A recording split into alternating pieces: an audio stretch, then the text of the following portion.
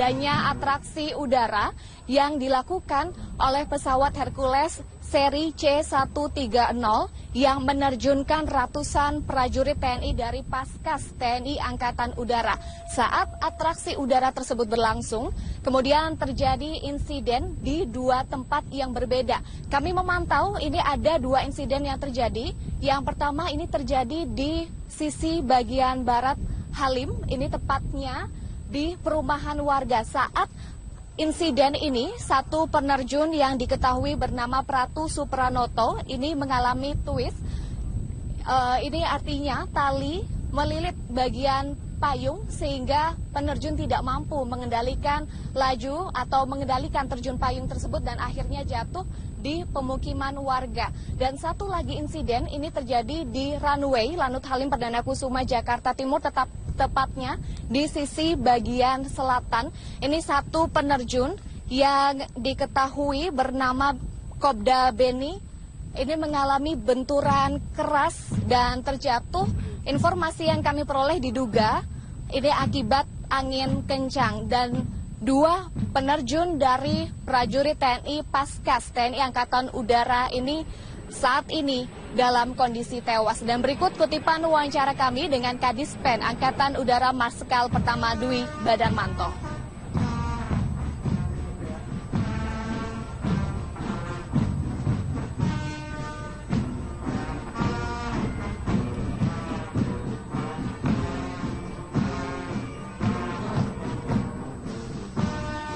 Dalam menghancurkan atau merebut sasaran, baik di darat maupun di laut, tak khusus pesawat udara dengan... Iya, itu betul. Memang ada insiden ya, dari ratusan penerjun tadi ya. Ratusan ya, kita udah berapa ratus tadi yang terjun payung. Jadi ada dua penerjun yang kena musibah. Yang pertama itu karena satu tali parasutnya membelit. Kita lihat bahwa penerjun sudah berusaha untuk menarik ke sana untuk merecover, tetapi tidak bisa. Kemudian jatuh di satu rumah di Halim. Kemudian yang satu karena itu impact pada saat dia mendarat, angin bekas gede, direct. Nah, sekarang diproses di rumah sakit, ya. Jadi ada dua. Kondisinya bagaimana, Pak? Nah, kondisi terakhir dinyatakan. Untuk informasi, kedua korban tewas saat ini berada di Rumah Sakit TNI Angkatan Udara Halim, Jakarta Timur. Untuk sementara demikian, Rika, yang dapat kami laporkan kembali ke Anda di studio. Terima kasih Eva Wondo melaporkan. Demikian. Selamat siang pemirsa, Anda menyaksikan Headline News pukul 12 waktu Indonesia Barat, saya Widya Saputra. Kami baru menerima informasi mengenai dua prajurit Paskas TNI AU yang meninggal dunia akibat insiden yang terjadi di acara gladi bersih peringatan ulang tahun TNI Angkatan Udara. Untuk informasi selengkapnya, kita akan mencoba menghubungi melalui sambungan telepon dengan Kadis Pen TNI Angkatan Udara Marskal Pertama Dwi Badarmanto. Selamat siang Pak Dwi, sudah bisa mendengar suara saya? Selamat siang Mbak Widya. Iya, Pak Dwi, bisakah Anda ceritakan kronologis kejadian meninggalnya dua prajurit TNI AU dalam acara tadi pagi, Pak Dwi? Oke, ya terima kasih Mbak. Jadi tadi pagi, hari ini atau tadi pagi kita melaksanakan gladi bersih dalam rangka Hari TNI Angkatan Udara yang ke-70 yang akan dilaksanakan nanti hari Sabtu tanggal 9. Sekitar 08.40-an tadi Mbak.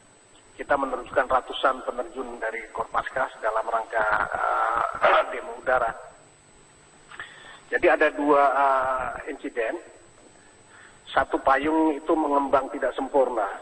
Jadi ada salah satu tali yang twist itu membelit sehingga payung liar tidak bisa dikendalikan.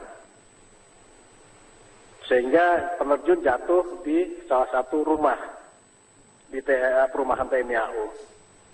Dia terluka, kemudian dibawa ke rumah sakit. Kemudian yang kedua, itu payung mengembang sempurna. Pada saat mau mendarat, tiba-tiba angin besar, sehingga dia kena impact pada saat jatuh ke bentur. Kemudian dibawa ke rumah sakit. Sekitar 1 jam 25 menit yang lalu, atau sekitar tepatnya jam 11-an, kedua penerjun tersebut dinyatakan meninggal dunia di rumah sakit. Baik, ini kedua korban dirujuk di rumah sakit mana Pak? Bisa Di rumah dikonfirmasi? sakit Halim, kebetulan kita ada rumah sakit besar di rumah sakit Halim Perdana Kusuma. Baik, nah tadi Anda mengatakan bahwa kedua payungnya ada dua insiden begitu ya. Satu payungnya tidak terbuka sempurna dan jatuh di rumah warga, lalu satunya terbuka sempurna namun terbawa angin. Iya. Baik. Pada saat mau mendarat, angin besar. Jadi pada begitu mendarat kena impact. Baik. Pak, nanti dengan adanya insiden ini, begitu apakah perayaan ulang tahun ke-70 yang akan diselenggarakan tanggal 9 nanti akan tertunda atau diubah? Pelaksanaan tetap dilaksanakan, demo-demo tetap dilaksanakan dengan penuh hati-hatian, dan kami mengharapkan para prajurit tetap semangat untuk melaksanakan peringatan hari ulang tahun tersebut. Baik, terima kasih Pak Dwi Badarmanto, Marsikal pertama dari TNI Angkatan Udara. Tentunya kami mewakili seluruh Metro TV mengucapkan turut berbela-sungkawa. Pemirsa, pasal yang membahas soal kontribusi dalam Raperda Rencana Tata Ruang Kawasan Strategis Pantai Utara Jakarta menjadi celah terjadinya praktik korupsi. Pemprov DKI mengusulkan tambahan kontribusi sebesar 15% dari nilai jual objek pajak. Sementara Balegda mengajukan jumlah kontribusi hanya sebesar 5%. Pak Sanusi, gimana? Apa benar itu buat? Ngomong dulu. Peraturan daerah tentang rencana tata ruang kawasan strategis Pantai Utara Jakarta menjadi arena bagi terjadinya praktek suap dan korupsi yang melibatkan anggota DPRD DKI dan perusahaan pengembang. Pasal tambahan soal besaran kontribusi yang harus diberikan pihak pengembang kepada pihak Pemprov DKI menjadi celah bagi terjadinya pat gulipat antara pengusaha dan anggota DPRD sebagai legislator. Dalam draft awal pada pasal 116 ayat 11, Pemprov DKI mengusulkan tambahan kontribusi sebesar 15% dari nilai jual objek pajak dari total luas lahan yang bisa dijual pengembang. Pemprov DKI menyebut kontribusi sebesar 15% dari NJOP lahan reklamasi ini akan diperuntukkan bagi pengembangan permukiman dan rumah-rumah susun bagi karyawan yang nantinya akan bekerja di pulau tersebut. Namun dalam draft yang diajukan DPRD DKI melalui Balegda, kontribusi tambahan sebesar 15% ini diubah hanya menjadi sebesar 5%. Perubahan besaran angka kontribusi inilah yang menjadi celah negosiasi dan korupsi antara anggota DPRD dan perusahaan pengembang sebagai pihak yang paling diuntungkan. Basuki Cahayapurnama bahkan memberi catatan bernada keras dalam draft Raperda yang diajukan Balegda yang diketuai M. Taufik. Ahok juga menyebut rancangan draft usulan Balegda dengan menyebut kontribusi sebesar 5% bisa menjadi tindak pidana korupsi. Ini DPRD mau minta ubah 15%-nya, mau dihilangkan, mau dianggap hitung 5% yang kepres saja. Saya bilang nggak bisa, ini itu saya tulis, masih ngotot. Saya masih ada disposisi, masih tulis apa tengah. Gila, saya tulis gila. Kalau kayak begini, ini tindak pidana korupsi, saya bilang. Saya kasih tanda, terus saya ancam mereka. Siapapun yang melawan disposisi saya akan penjarakan kalian. Sementara itu, Ketua Balegda yang juga Wakil Ketua DPRD M. Taufik membantah ia mengajukan jumlah kontribusi hanya sebesar 5%. Ada kewajiban, ada kontribusi, ada level ketiga tambahan kontribusi. Nah, tambahan kontribusi ini yang cerita soal 15% itu kan adanya di Pergub, bukan di Perda. Mau 40% juga boleh aja. Orang bukan Perda yang nentuin. Jadi nggak masalah sekiranya Pemprov naikkan 15%? Ya sekarang kan udah di stop, mau dinaikin bagaimana? Seiring dengan tertangkapnya politisi Gerindra M. Sanusi, Dirut PT APL Arisman Wijaya dan Trinanda Prihantoro serta penyidikan yang terus berjalan, pembahasan Raperda tentang reklamasi semakin tidak jelas. Fraksi PDI Perjuangan dan Gerindra di DPRD DKI Jakarta sepakat untuk menghentikan pembahasan Raperda ini. Meskipun keputusan ini belum bulat, namun Ketua DPRD DKI Jakarta Prasetyo Edi Marsudi menyebut keberlangsungan proyek reklamasi Teluk Jakarta berada di tangan pemerintah daerah. Tim Liputan, Metro TV. Pemirsa, Dandim Kota Besar Makassar 1408 Kolonel Infanteri JOR dan juga rekannya Letkol Infanteri BS tertangkap basah sedang menghisap sabu-sabu di tempat karaoke di sebuah hotel di Makassar, Sulawesi Selatan. Dan menurut Wakil Kepala Penerangan Kodam 7 Wirabuana, Letkol VP Hamuranto, kedua pejabat di lingkungan Kodam 7 Wirabuana tersebut positif menggunakan sabu-sabu bersama dengan 5 warga sipil di salah satu hotel. Dan saat digerebek serta dilakukan tes urin di tempat, terbukti semua positif narkoba. Penggerebekan narkoba tersebut dipimpin oleh Kepala Staf Kodam 7 Wirabuana, Brigjen TNI Supartodi. Dan setelah terbukti menggunakan sabu-sabu, Dandim Kota Besar Makassar dan Kepala Pusat Pengendalian Operasi Kodam 7 Wirabuana tersebut dibawa ke markas POM Kodam 7 Wirabuana untuk diperiksa. Sedangkan 5 warga sipil yang ikut tertangkap diserahkan ke Polrestabes Makassar untuk pemeriksaan lebih lanjut.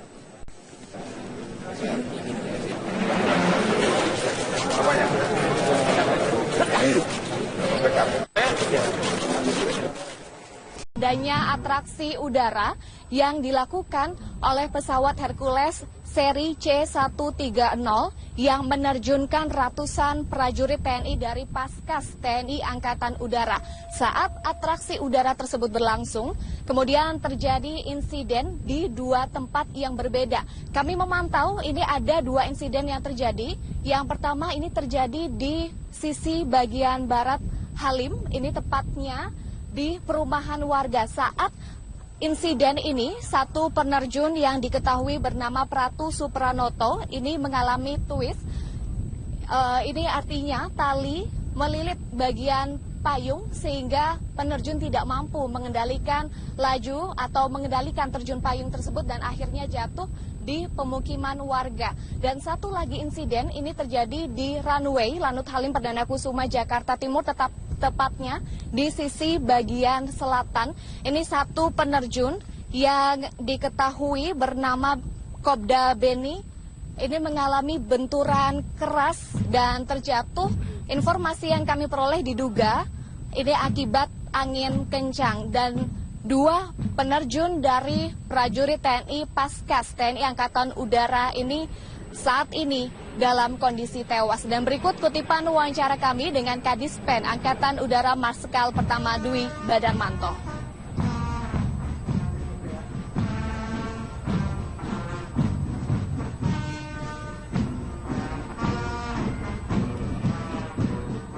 Udara Marskal Pertama Dwi Badarmanto. Selamat siang Pak Dwi, sudah bisa mendengar suara saya? Selamat siang Mbak Widya. Iya, Pak Dwi, bisakah Anda ceritakan kronologis kejadian meninggalnya 2 prajurit TNI AU dalam acara tadi pagi, Pak Dwi? Oke, ya terima kasih Mbak. Jadi tadi pagi, hari ini atau tadi pagi kita melaksanakan gladi bersih dalam rangka Hari TNI Angkatan Udara yang ke-70 yang akan dilaksanakan nanti hari Sabtu tanggal 9. Sekitar 08.40-an tadi Mbak, kita menerjunkan ratusan penerjun dari Korpaskas dalam rangka demo udara. Jadi ada 2 insiden. Satu payung itu mengembang tidak sempurna. Jadi ada salah satu tali yang twist itu membelit sehingga payung liar tidak bisa dikendalikan. Sehingga penerjun jatuh di salah satu rumah di perumahan TNI AU. Dia terluka, kemudian dibawa ke rumah sakit. Kemudian yang kedua, itu payung mengembang sempurna. Pada saat mau mendarat, tiba-tiba angin besar, sehingga dia kena impact pada saat jatuh ke bentur. Kemudian dibawa ke rumah sakit. Sekitar 1 jam 25 menit yang lalu atau sekitar tepatnya jam 11-an, kedua penerjun tersebut dinyatakan meninggal dunia di rumah sakit. Baik, ini kedua korban dirujuk di rumah sakit mana Pak? Bisa dikonfirmasi? Di rumah sakit Halim, Pak. Kebetulan kita ada rumah sakit besar di rumah sakit Halim Perdana Kusuma. Baik, nah tadi Anda mengatakan bahwa kedua payungnya ada 2 insiden begitu ya. Satu payungnya tidak terbuka sempurna dan jatuh di rumah warga, lalu satunya terbuka sempurna namun terbawa angin. Iya. Baik. Pada saat mau mendarat, angin besar. Jadi pada begitu mendarat kena impact. Baik. Pak, nanti dengan adanya insiden ini, begitu apakah perayaan ulang tahun ke-70 yang akan diselenggarakan tanggal 9 nanti akan tertunda atau diubah? Pelaksanaan tetap dilaksanakan, demo-demo tetap dilaksanakan dengan penuh hati-hatian, dan kami mengharapkan para prajurit tetap semangat untuk melaksanakan peringatan hari ulang tahun tersebut. Baik, terima kasih Pak Dwi Badarmanto. Marsikal pertama dari TNI Angkatan Udara, tentunya kami mewakili seluruh Metro TV mengucapkan turut berbela-sungkawa. Pemirsa, pasal yang membahas soal kontribusi dalam Raperda Rencana Tata Ruang Kawasan Strategis Pantai Utara Jakarta menjadi celah terjadinya praktik korupsi. Pemprov DKI mengusulkan tambahan kontribusi sebesar 15% dari nilai jual objek pajak. Sementara Balegda mengajukan jumlah kontribusi hanya sebesar 5%. Pak Sanusi, gimana? Apa benar itu buat? Ngomong dulu. Peraturan daerah tentang rencana tata ruang kawasan strategis Pantai Utara Jakarta menjadi arena bagi terjadinya praktek suap dan korupsi yang melibatkan anggota DPRD DKI dan perusahaan pengembang. Pasal tambahan soal besaran kontribusi yang harus diberikan pihak pengembang kepada pihak Pemprov DKI menjadi celah bagi terjadinya pat gulipat antara pengusaha dan anggota DPRD sebagai legislator.